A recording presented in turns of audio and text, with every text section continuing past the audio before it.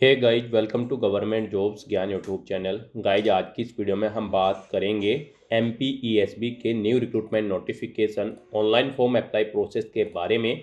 जी हाँ दोस्तों, Madhya Pradesh employ selection board ने यहाँ पर नर्सिंग ऑफिसर और सिस्टर ट्यूटर के 2317 खाली पदों को भरने के लिए नोटिफिकेशन रिलीज कर दिया है। कैसे आप इस भर्ती में पार्टिसिपेट करने के लिए अपने फॉर्म अप्लाई कर सकते हो बिना कोई मिस्टेक किए हुए, इसकी पूरी जानकारी हम आपको step by step profile registration से लेकर प्रिंट तक इस वीडियो में देंगे। बस आपको इस वीडियो को स्किप के बिना शुरू से लेकर एंड तक देखना है। उसके बाद वीडियो पसंद आए तो इसे लाइक और शेयर कर दें। चैनल पर नए हो तो इसे सब्सक्राइब कर लें। साथ ही साथ आपको अपना फॉर्म अप्लाई करते हुए जो जो भी प्रॉब्लम फेस हो रही है उन सभी का हल आपको इस वीडियो में मिल जाएगा। कैसे यहाँ पर आपको अपना फोटो और सिग्नेचर अपलोड करने हैं, डॉक्यूमेंट आपको कैसे अपलोड करने हैं, कितने केबी में और किस फॉर्मेट में अपलोड करने हैं, इसकी पूरी जानकारी आपको दी जाएगी। कैसे यहाँ पर आपको अपनी पोस्ट प्रेफरेंस देनी है, इसकी भी पूरी जानकारी आपको इस वीडियो में दी जाएगी। बस आपको एंड तक हमारे साथ इस वीडियो में बने रहना है। तो बिना कोई वक्त गंवाए चलिए शुरू करते हैं। आपको इस वीडियो की डिस्क्रिप्शन बॉक्स में हमारी वेबसाइट ind-sarkari-naukri.in के इस पेज का लिंक मिल जाएगा। यहाँ पर आपको इस भर्ती के रिगार्डिंग सभी डिटेल्स प्रोवाइड करा दी गई है। Madhya Pradesh employ selection board एमपीईएसबी ने यहाँ पर नर्सिंग ऑफिसर और सिस्टर ट्यूटर के 2317 खाली पदों को भरने के लिए नोटिफिकेशन रिलीज कर दिया है। नर्सिंग ऑफिसर के लिए 2099 खाली पद है। सिस्टर ट्यूटर की पोस्ट के लिए 218 खाली पद है। आप 6 अप्रैल 2026 से 20 अप्रैल 2026 तक अपने फॉर्म अप्लाई कर सकते हो। फॉर्म में करेक्शन अगर आप करना चाहते हो तो वो आप 25 अप्रैल 2026 तक कर सकते हो। एग्जाम आपका 15 मई 2026 से स्टार्ट होगा इन पोस्ट के लिए। यहाँ पर 28,700 और 36,200 आपको पोस्ट वाइज सैलरी प्रोवाइड कराई जाएगी। नर्सिंग ऑफिसर की पोस्ट पर अप्लाई करने के लिए आपका 12वीं क्लास पास आउट होना जरूरी है, फिजिक्स केमिस्ट्री और बायोलॉजी स्ट्रीम के साथ, प्लस आपके पास बीएससी नर्सिंग या फिर पोस्ट बीएससी नर्सिंग की डिग्री होनी चाहिए मिनिमम 45% मार्क्स के साथ। SC ST OBC के लिए ये मार्क्स 40% रिक्वायर्ड है। साथ ही आपका रजिस्ट्रेशन होना चाहिए मध्य प्रदेश नर्सिंग काउंसिल में। और सिस्टर ट्यूटर की पोस्ट पर अप्लाई करने के लिए आपका 12वीं क्लास पास आउट होना जरूरी है, फिजिक्स केमिस्ट्री बायोलॉजी स्ट्रीम के साथ, प्लस आपके पास बीएससी नर्सिंग या फिर PBBSc नर्सिंग होनी चाहिए। साथ ही आपको 1 साल का एक्सपीरियंस होना चाहिए और आपका रजिस्ट्रेशन होना चाहिए मध्य प्रदेश नर्सिंग काउंसिल में। 18 से 40 साल आपकी आयु सीमा रखी गई है।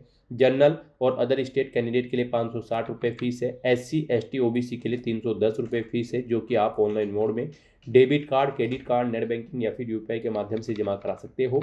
सिलेक्शन आपका यहाँ पर रिटर्न टेस्ट के आधार पर होगा। आप ऑल इंडिया से ऑनलाइन मोड में अप्लाई कर सकते हो। उसके लिए आपको इस पेज को नीचे स्क्रॉल डाउन करना है, इंपॉर्टेंट लिंक सेक्शन में आना है, ऑफिशियल नोटिफिकेशन PDF लिंक पर क्लिक करके इस भर्ती के नोटिफिकेशन को ओपन कर लेना है और इसमें से आपको सभी डिटेल्स रीड आउट कर लेनी है। यहाँ पर आपको सभी डिटेल्स प्रोवाइड कर दी गई है, जैसे कि क्या पोस्ट के नाम है, कितनी उनके लिए नंबर ऑफ वैकेंसीज है, कैसे आप अप्लाई कर सकते हो, कब से कब तक आप अप्लाई कर सकते हो, क्या आपका एलिजिबिलिटी क्राइटेरिया होना चाहिए। पूरी जानकारी आपको इस नोटिफिकेशन में दे दी गई है। आप सभी डिटेल्स यहाँ से रीड करें, उसके बाद अपने फॉर्म अप्लाई कर लें।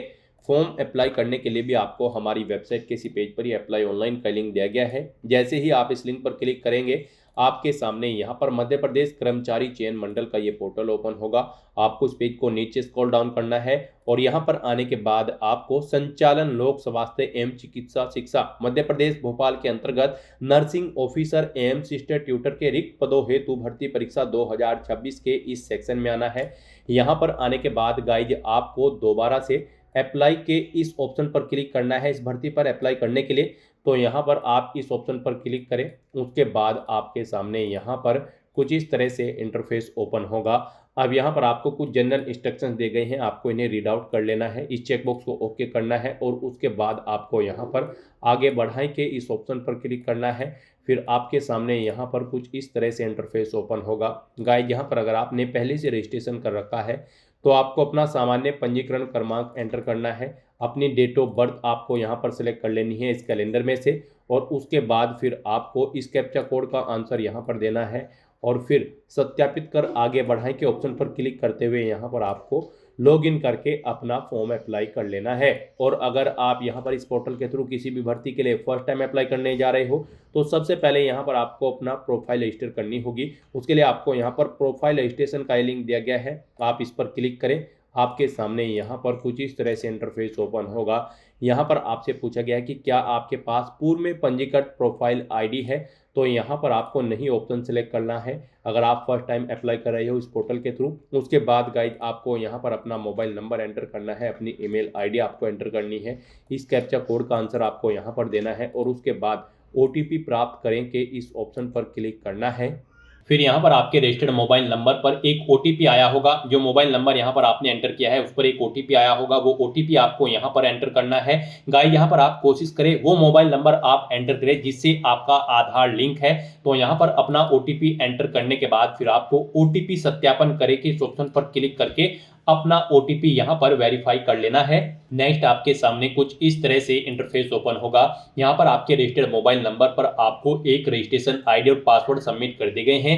अब उनका यूज करते हुए यहाँ पर आपको लॉगिन करना है। यहाँ पर आपको अपनी रजिस्ट्रेशन आईडी एंटर करनी है, अपना प्रोफाइल पासवर्ड आपको एंटर करना है जो आपके मोबाइल नंबर पर सबमिट किया गया है। इस कैप्चा कोड का आंसर आपको यहाँ पर देना है और उसके बाद आपको फिर लॉगिन की स्टेप पर क्लिक कर देना है। नेक्स्ट यहाँ पर आपको अपना eKYC सत्यापन करना है। यहाँ पर आपसे पूछा गया कि क्या आपके पास आधार नंबर है, तो यहाँ पर आपको हाँ ऑप्शन सिलेक्ट करना है। गाइस यहाँ पर आपके पास आधार होना मस्ट है, अदरवाइज आप MP ऑनलाइन लिमिटेड पोर्टल के थ्रू किसी भी भर्ती के लिए अप्लाई नहीं कर पाओगे। तो यहाँ पर आप हाँ ऑप्शन सिलेक्ट करें और फिर यहाँ पर आप ऑप्शन सिलेक्ट करें आप OTP के द्वारा अपना सत्यापन करना चाहते हैं या फिर बायोमेट्रिक स्कैन के द्वारा। यहाँ पर आप अपने अकॉर्डिंग ऑप्शन सिलेक्ट करें। अगर आप OTP के द्वारा करते हैं तो eKYC OTP द्वारा सत्यापन के ऑप्शन पर क्लिक करें। उसके बाद यहाँ पर आप आगे बढ़ाएं के इस टैब पर क्लिक कर दें और फिर यहाँ पर आप अपना आधार नंबर एंटर करें। उसके बाद इस चेक बॉक्स को ओके करें। इस कैप्चा कोड का आंसर आप यहाँ पर प्रोवाइड कराएं और उसके बाद फिर गाइस आप जनरेट eKYC OTP के इस ऑप्शन पर क्लिक कर दें। फिर यहाँ पर आपके रजिस्टर्ड मोबाइल नंबर पर एक OTP आएगा जिससे आपका आधार लिंक है। वो OTP आपको यहाँ पर एंटर करना है, इस चेक बॉक्स को ओके करना है और उसके बाद गेट डिटेल के इस ऑप्शन पर क्लिक कर देना है। नेक्स्ट आपके सामने कुछ इस तरह से इंटरफेस होगा। अब यहाँ पर आपका रजिस्ट्रेशन फॉर्म स्टार्ट हो चुका है। अब आपको अपनी बेसिक डिटेल्स प्रोवाइड करते हुए यहाँ पर अपना रजिस्ट्रेशन करना होगा। सबसे पहले यहाँ पर गाइड आपको अपना नाम एंटर करना है। उसके बाद यहाँ पर आपको अपना उपनेम यहाँ पर एंटर करना है। फिर यहाँ पर आपको अपने पिता या पति का नाम देना है, अपनी मदर का नाम आपको एंटर करना है। फिर यहाँ पर आपको अपनी 10वीं क्लास के अकॉर्डिंग अपनी डेट ऑफ बर्थ यहाँ पर सेलेक्ट कर लेनी है। 10वीं क्लास में जो आपकी जन्म तिथि दर्ज है उसके अकॉर्डिंग आपको अपनी डेट ऑफ बर्थ यहाँ पर सेलेक्ट करनी है। फिर आपसे पूछा गया कि क्या आप मध्य प्रदेश के मूल निवासी हैं, अगर हैं तो आप हाँ करेंगे, नहीं तो नहीं करेंगे। उसके बाद यहाँ पर आपको अपना जेंडर सेलेक्ट करना है, आप मेल हो या फिर फीमेल। फिर यहाँ पर आपको अपनी श्रेणी कैटेगरी सेलेक्ट कर लेनी है, आप रिजर्व कैटेगरी से SC ST OBC या फिर अनरिजर्व कैटेगरी से हैं, आप अपने अकॉर्डिंग यहाँ पर ऑप्शन सेलेक्ट कर लें। फिर यहाँ पर आपसे पूछा गया कि क्या आप आर्थिक रूप से कमजोर EWS श्रेणी के अंतर्गत आते हैं। अगर आप अनरिजर्व कैटेगरी कैंडिडेट हैं तो इसमें हाँ या नहीं आप ऑप्शन सेलेक्ट करेंगे और अगर आप यहाँ पर SC ST या फिर OBC कैंडिडेट होंगे तो फिर आपके सामने ये ऑप्शन डिसेबल्ड कर दिया जाएगा। फिर यहाँ पर आपको अपनी हायर क्वालिफिकेशन सेलेक्ट कर लेनी है, यानी कि आपकी जो हाईएस्ट क्वालिफिकेशन है वो आपको यहाँ पर सिलेक्ट कर लेनी है। आपने यहाँ पर ग्रेजुएशन, पोस्ट ग्रेजुएशन या फिर 12वीं या फिर कोई इंजीनियरिंग डिग्री, डिप्लोमा, जो भी आपकी हायर क्वालिफिकेशन है वो यहाँ पर आपको सिलेक्ट कर लेनी है। फिर आपको अपने निवास का क्षेत्र यहाँ पर सिलेक्ट करना है, आप रूरल एरिया में रहते हैं या फिर अर्बन एरिया में यानी कि ग्रामीण या शहरी, आप अपने अकॉर्डिंग ऑप्शन सेलेक्ट करें। फिर यहाँ पर आपसे पूछा गया कि क्या आप दिव्यांग कैंडिडेट हैं और आपकी डिसेबिलिटी न्यूनतम 40% है, अगर है तो आप हाँ करेंगे, नहीं तो नहीं ऑप्शन सेलेक्ट करेंगे। हाँ ऑप्शन अगर आप सेलेक्ट करते हैं तो फिर यहाँ पर आपको अपनी दिव्यांगता का प्रकार सेलेक्ट कर लेना है और अगर आप दिव्यांग कैंडिडेट नहीं हैं तो सिंपली यहाँ पर आप नो ऑप्शन सेलेक्ट कर लेंगे। उसके बाद यहाँ पर आपको ये डिटेल प्रोवाइड नहीं करानी होगी। फिर यहाँ पर आपको अपनी वैवाहिक स्थिति का विवरण देना है। यहाँ पर आपसे पूछा गया कि क्या आप विवाहित हैं, अगर हैं तो आप हाँ करेंगे और यहाँ पर फिर आपको अपनी विवाह की तिथि सेलेक्ट करनी होगी और अगर नहीं है आप विवाहित तो आप नहीं ऑप्शन सेलेक्ट कर लेंगे। अगर आप विवाहित हैं तो यहाँ पर आपको फिर अपने जीवित बच्चों की संख्या देनी है, अंतिम बच्चे की जन्म तिथि यहाँ पर आपको सेलेक्ट करनी है। अंतिम बच्चा जुड़वा है तो आप हाँ करेंगे, नहीं तो नो ऑप्शन सेलेक्ट करेंगे। इस तरह से यहाँ पर आपको अपनी डिटेल देने के बाद फिर आपको अपनी एड्रेस की डिटेल यहाँ पर प्रोवाइड करनी है। यहाँ पर सबसे पहले आपको अपना मकान नंबर एंटर करना है, गली मोहल्ला गांव क्षेत्र कॉलोनी शहर या तहसील एंटर करनी है, अपना स्टेट आपको सेलेक्ट करना है, इसके अकॉर्डिंग आपको डिस्ट्रिक्ट यहाँ पर सेलेक्ट कर लेना है। फिर यहाँ पर आपको अपना पिन कोड एंटर कर देना है। इस तरह से यहाँ पर आपको अपने एड्रेस की डिटेल प्रोवाइड करनी है। फिर यहाँ पर आपको आपका मोबाइल नंबर और ईमेल आईडी ऑटोमेटिकली फिर मिलेगी जो आपने रजिस्ट्रेशन आईडी क्रिएट करते हुए प्रोवाइड कराई थी। अब यहाँ पर आपको आपकी बॉडी पर कोई कट या तिल का निशान है तो उस पैलेस का नाम यहाँ पर देना है। फिर आप परीक्षा में जब पार्टिसिपेट करेंगे उस समय अपना कौन सा फोटोयुक्त पहचान पत्र शो करेंगे वो यहाँ पर आपको सेलेक्ट कर लेना है, आधार कार्ड, पैन कार्ड या फिर ड्राइविंग लाइसेंस, उसका नंबर यहाँ पर आपको एंटर करना है। आपका आधार कार्ड नंबर आपको ऑटोमेटिकली यहाँ पर फिर मिलेगा। फिर आपको घोषणा पत्र में इस चेकबॉक्स को ओके करना है और उसके बाद गाइज आपको पंजीकृत करें के इस ऑप्शन पर क्लिक कर देना है। नेक्स्ट यहाँ पर आपको अपना लाइव फोटो कैप्चर करना है, अपने सिग्नेचर अपलोड करने हैं, अपना hand written declaration document upload करना है, अपनी जन्म तिथि का प्रमाण पत्र यहाँ पर आपको अपलोड करना है, अपना कास्ट सर्टिफिकेट यहाँ पर आपको अपलोड करना है अगर आप रिजर्व कैटेगरी से बिलोंग करते हैं। दिव्यांग कैंडिडेट हो तो आपको यहाँ पर दिव्यांगता का प्रमाण पत्र अपलोड करना होगा। इनके लिए आपको गाइडलाइन दी गई है, इन्हें ध्यान में रखते हुए आपको अपने डॉक्यूमेंट्स को आपको अपलोड करना है। यहाँ पर गाइड जब आप अपना लाइव फोटो कैप्चर करेंगे तो उस पैलेस पर प्रॉपर वे में लाइट होनी चाहिए और आपका सिंपल प्लेन बैकग्राउंड होना चाहिए जब आप अपना लाइव फोटो कैप्चर करेंगे। यहाँ पर जब आप अपना फोटो कैप्चर करेंगे तो आपको अपने चेहरे पर कोई मास्क नहीं लगाना है, चेहरे पर कोई चश्मा वगैरह नहीं लगाना है, कानों में ईयरफोन्स या ब्लूटूथ आपको नहीं लगाने हैं, सीधा फॉरवर्ड आपको कैमरे की तरफ देखना है और अपना लाइव फोटो कैप्चर कर लेना है। यहाँ पर आपको ये कुछ इंस्ट्रक्शन दी गई हैं आपके इन डॉक्यूमेंट्स को अपलोड करने के लिए, आपको इन्हें रीड करना है और उसके बाद अपने डॉक्यूमेंट्स यहाँ पर आपको अपलोड करने हैं। जब यहाँ पर आप अपना लाइव फोटो कैप्चर करेंगे तो यहाँ पर आपके पास इसे कैप्चर करने के लिए दो ऑप्शन हैं। आप यहाँ पर वेब कैमरा के थ्रू अपना फोटो कैप्चर कर सकते हैं या फिर क्यूआर कोड को स्कैन करते हुए अपने मोबाइल फोन से भी आप अपना फोटो कैप्चर कर सकते हैं। यहाँ पर वेब कैमरा के थ्रू जब आप अपना फोटो कैप्चर करेंगे तो आप फोटो कैप्चर के इस ऑप्शन पर क्लिक करेंगे और अपने वेब कैमरा के थ्रू यहाँ पर आप अपना लाइव फोटो कैप्चर कर लेंगे। अगर क्यूआर कोड के थ्रू अपना फोटो कैप्चर करना चाहते हैं तो आप जनरेट क्यूआर के इस ऑप्शन पर क्लिक करें। ये क्यूआर कोड आप अपने मोबाइल फोन से स्कैन करें, जो भी आपके मोबाइल फोन में क्यूआर कोड रीड करने की एप्लीकेशन होगी उसके थ्रू आप इसे स्कैन करें और अपना लाइव फोटो यहाँ पर कैप्चर कर लें। उसके बाद गाइड यहाँ पर आपको इस चेकबॉक्स को ओके करना है कि मुझे अपना फोटो हस्ताक्षर उचित स्थान पर सही और स्पष्ट दिखाई दे रहा है। फिर यहाँ पर आपको अपने सिग्नेचर अपलोड करने हैं। सिग्नेचर अपलोड करने के लिए भी आपको ब्राउज के ऑप्शन पर क्लिक करना है, फाइल को सेलेक्ट कर लेना है और अपने सिग्नेचर यहाँ पर आपको अपलोड कर देने हैं। उसके बाद आपको अपना hand written declaration document upload करना है। उसके लिए भी यहाँ पर आपको ब्राउज के ऑप्शन पर क्लिक करना है, फाइल को सेलेक्ट कर लेना है और अपना hand written text declaration document यहाँ पर आपको अपलोड कर देना है। उसके बाद आपको इन चेकबॉक्सेस को ओके कर देना है कि आपको आपके हस्ताक्षर और हस्तलिखित टेक्स्ट उचित स्थान पर सही और स्पष्ट दिखाई दे रहे हैं। और उसके बाद फिर गाइस यहाँ पर आपको upload photo signature hand written text के इस टैब पर क्लिक करते हुए अपने इन तीनों डॉक्यूमेंट्स को यहाँ पर अपलोड कर देना है। उसके बाद फिर यहाँ पर आपको अपनी जन्म तिथि का प्रमाण पत्र अपलोड करना है। इसमें आप अपनी 8वीं या फिर 10वीं या फिर 12वीं का सर्टिफिकेट या फिर रिजल्ट अपलोड कर सकते हैं। यहाँ पर इनकी विड्थ डॉक्यूमेंट के आपके 700 पिक्सल से 800 पिक्सल के बीच में होनी चाहिए, हाइट 400 पिक्सल से 950 पिक्सल के बीच में होनी चाहिए और ये तीनों डॉक्यूमेंट आपके जेपीजी फॉर्मेट में होने चाहिए। तो इन डॉक्यूमेंट्स को भी अपलोड करने के लिए आपको चूज फाइल के ऑप्शन पर क्लिक करना है, फाइल को सिलेक्ट कर लेना है और upload birth certificate, upload caste certificate, upload handicap certificate के ऑप्शन पर क्लिक करते हुए अपने इन तीनों डॉक्यूमेंट्स को भी यहाँ पर आपको अपलोड कर देना है। और फिर गाइस यहाँ पर आपको सबमिट डिटेल के इस ऑप्शन पर क्लिक कर देना है। फिर यहाँ पर आपको आपके रजिस्ट्रेशन का पूरा प्रीव्यू शो कर दिया गया है। आपको सभी डिटेल्स केयरफुली चेकआउट करनी है, पेज को नीचे स्क्रॉल डाउन करना है और उसके बाद आपको प्रिंट प्रोफाइल रिसिप्ट के इस ऑप्शन पर क्लिक करके अपनी प्रोफाइल का एक हार्ड कॉपी रिसिप्ट ले लेना है फ्यूचर यूज के लिए। अपना वन टाइम रजिस्ट्रेशन कंप्लीट करने के बाद आपको दोबारा से हमारी वेबसाइट के इसी पेज पर ही आना है और यहाँ पर आपको अप्लाई ऑनलाइन के इस लिंक पर एक बार फिर से क्लिक करना है। उसके बाद आपके सामने मध्य प्रदेश कर्मचारी चयन मंडल का यही पोर्टल ओपन होगा। अब आपको दोबारा से यहाँ पर संचालन लोक स्वास्थ्य एवं चिकित्सा शिक्षा मध्य प्रदेश भोपाल के अंतर्गत नर्सिंग ऑफिसर एवं सिस्टर ट्यूटर के रिक्त पदों हेतु भर्ती परीक्षा 2026 के इस सेक्शन में आना है और यहाँ पर आने के बाद आपको अप्लाई के इस ऑप्शन पर एक बार फिर से क्लिक करना है। उसके बाद आपके सामने यहाँ पर कुछ इस तरह से इंटरफेस ओपन होगा। आपको चेक बॉक्स को ओके करना है, आगे बढ़ाएं के ऑप्शन पर क्लिक करना है। अब गाइज आपको यहाँ पर अपना सामान्य पंजीकरण क्रमांक एंटर करना है जो आपको प्रोफाइल रजिस्ट्रेशन करने के बाद मिला है। फिर आपको अपनी डेट ऑफ बर्थ यहाँ पर सिलेक्ट करनी है। उसके बाद आपको इस कैप्चा कोड का आंसर यहाँ पर देना है और फिर आपको यहाँ पर सत्यापित कर आगे बढ़ाएं के इस ऑप्शन पर क्लिक करना है। लॉगिन करने के बाद आपके सामने कुछ इस तरह से इंटरफेस ओपन होगा। यहाँ पर आपने रजिस्ट्रेशन करते समय जो जो डिटेल प्रोवाइड कराई है उनका प्रीव्यू आपको शो कर दिया गया है। आपको सभी डिटेल्स केयरफुली चेकआउट करनी है। इस पेज को नीचे स्क्रॉल डाउन करना है। कहीं पर कोई मिस्टेक है तो आप यहाँ पर एडिट प्रोफाइल रजिस्ट्रेशन के लिंक पर क्लिक करके अपनी इस डिटेल को एडिट कर सकते हो। और अगर सभी चीज़ें ओके हैं तो बस यहाँ पर अब आपको आगे बढ़ाएं के इस ऑप्शन पर क्लिक करना है। फिर आपके सामने कुछ इस तरह से इंटरफेस ओपन होगा। यहाँ पर अब आपका फॉर्म स्टार्ट हो चुका है। आपको इस फॉर्म को स्क्रॉल करते हुए कॉलम नंबर 30 पर आ जाना है। यहाँ पर अब आपसे पूछा गया है 31 कॉलम में आपको अपनी क्लास सेलेक्ट करनी है। आप भूतपूर्व सैनिक है, दिव्यांग है या फिर आप संविदा कर्मी हैं या फिर आप इनमें से कोई भी नहीं है तो आप अपने अकॉर्डिंग यहाँ पर ऑप्शन सेलेक्ट करेंगे।